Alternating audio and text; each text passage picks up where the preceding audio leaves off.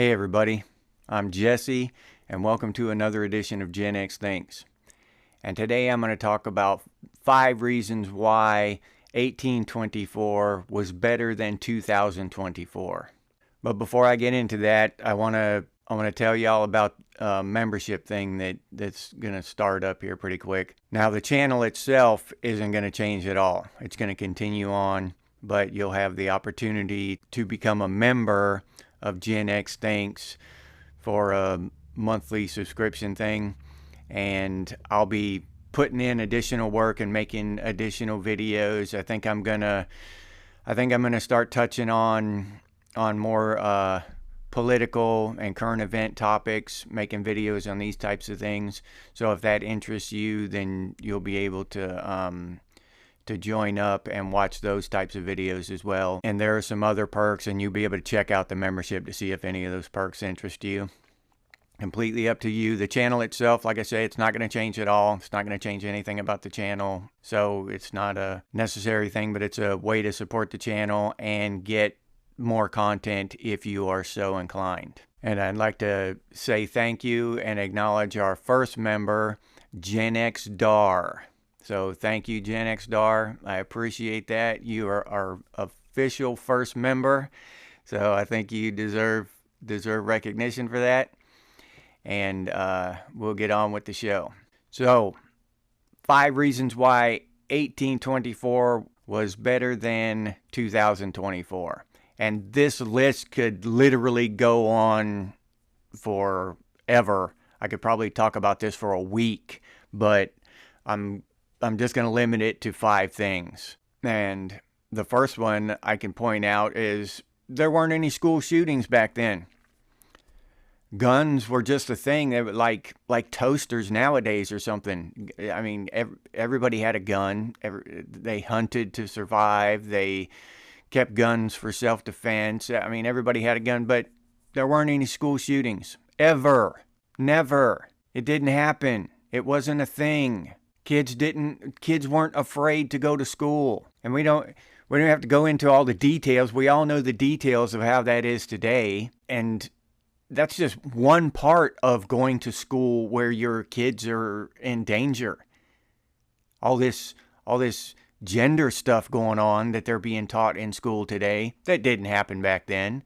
To manipulate young minds and to put young lives in danger at that young age is reprehensible on a level that's almost hard to understand. To go messing with kids and other people's kids. To screw up your own kids is bad enough. But anyway, so back then the kids were safer, they were better adjusted, they were happier, and they were better educated. That's number 1. Number 2, they didn't have any fear of world wars. Think about it. The First World War was in the 20th century. I believe it started in 1911. The Second World War was in the 1940s. So there weren't any world wars back then. You didn't have to worry about being drafted and sent to North Korea or Vietnam or Saudi Arabia or anything like that. It wasn't even a consideration. It wasn't something parents had to worry about when their kid turned 18. It wasn't a thing. Our young people weren't sent overseas to die in the sand or the jungle back then. How many of our American lives have been thrown into a meat grinder in another country in the last 100 years? But we'll make that sacrifice for the sake of convenience. At least I got an iPhone. Little Jimmy had to grow up without a dad, but I got an iPhone. Uncle Buck lost his legs over there, but I get to play Call of Duty, Fortnite. I got TikTok. So, yeah. No foreign wars, no world wars, no World War III hanging over their heads constantly. And that in itself, to me, would be enough. That makes it better. Number 3, There wasn't all this confusion over gender. Boys were boys, girls were girls, men were men, women were women. It was perfectly acceptable for a woman to be a tomboy, or we had our gender norms and our gender lanes back then. But if you take a woman from the frontier age and bring her nowadays, bring her up into the present, women would call her masculine because she would be self-reliant, strong, intelligent, and she wouldn't take any shit. You can't go out there and hack a life out of the wilderness and bearing kids along the way and not get tough and have a good sense of self and self-esteem. It's just impossible. You live through that kind of crap and you're going to get tough. But back then that wasn't considered masculine. Because our whatever you want to call it, because our views have changed, our ideas on masculine and feminine have changed, we think that back then that those women were all feminine and dainty, and no, they were tough. They'd look at these women now with these long fake fingernails and all this crap they put on their face, and they would just laugh, probably. I don't know what they would do, but they wouldn't consider that feminine. And men too. Same thing with men. But the female thing is more prevalent because of femininity has shifted so far. Masculine men were masculine men back then. Now men are becoming less masculine, whatever, that whole toxic masculinity. It's a whole ball of ridiculous bullshit that didn't exist back then, basically, is my point. It just didn't exist back then. People were themselves. And I'm talking about people out in the wilderness, out in the country, living that kind of lifestyle. I'm not talking about people riding around on carts in New York City. But even probably in New York City back then would be better than it would be today. Even with the horse shit in the roads and all that, I'd rather be there than in New York City today, just out of honesty. Number 4, smaller government. The government was smaller. They weren't handing out vaccines and mandating all this crap on us. There was no TSA. You were actually free to move about the country. You could do whatever you wanted on your land. You didn't have to pay all these government fees. There were no taxes at all. The government made its money by taxing other countries who shipped goods into the United States. That's how the government made its money. And that's how it should make its money today.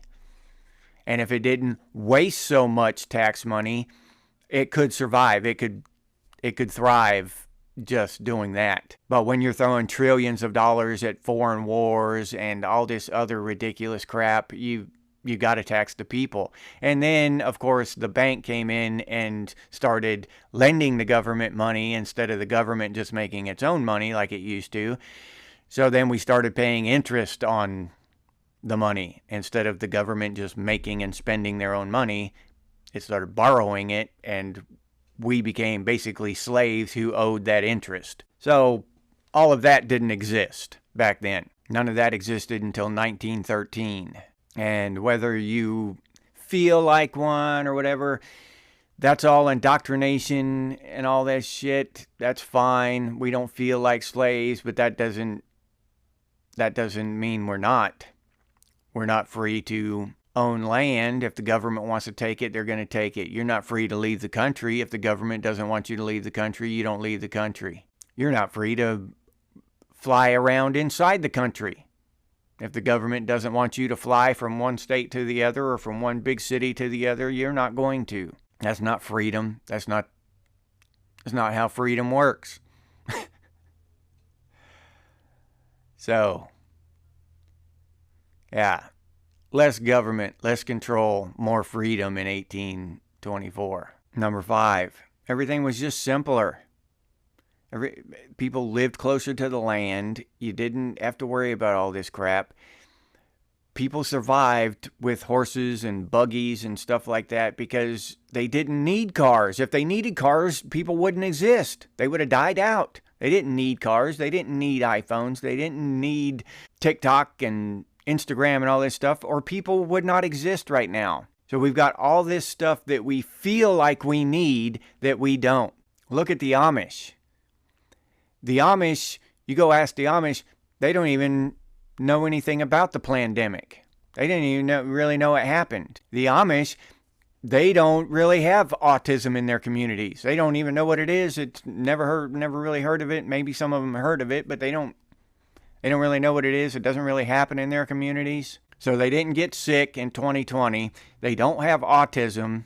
And that list probably goes on because they eat good, clean food and they live like people lived in 1824. They're happy. They're healthy. They've got strong family ties, strong community ties. If you really think about it, what's so wrong about the Amish? Why do we look at them like they're weird? When we are sick, we are fighting in these wars, we're eating poisons and chemicals, we keep our faces buried in our phones and all this stuff, but we're the normal ones. I'm beginning to think that the Amish have it right. Yeah, they got the right idea.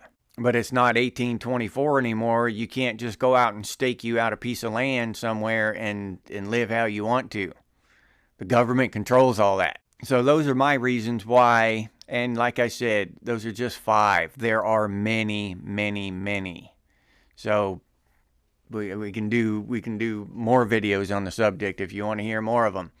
But those are just 5. My 5 reasons why 1824 was so much better than 2024. And I would go back there in a heartbeat. I would go live back in that era, no problem. They wouldn't have a chance to ask me twice. I'd be on the train or in the DeLorean. If you enjoyed this video, please like, subscribe, and comment. If you'd like to support the channel, you can do so by becoming a member of Gen X Thinks, or you can click on that super thanks button down there. That helps out a lot. Thank you very much. You can hop over to Buy Me a Cup of Coffee and buy me a cup of coffee, and I'll put that link down in the description. Also, if you're interested in Gen X gear, you can go over to Redbubble and check that stuff out. We've got Gen X Thinks and Gen X branded gear over there. Pretty cool stuff. T-shirts, coffee mugs, stickers, all kind of cool stuff. And I'll put that link down in the description as well in case you're interested. If you can't or don't want to support the channel in any of those ways, you can always do so by sharing these videos on your social media. Thank you very much. That helps out a lot. I sincerely appreciate it. If you have any ideas for future episodes of Gen X Things, please put those down in the comments, or you can email us, and the email's over on the channel page. And as always, stay frosty, Gen X, and I'll see you on the next one.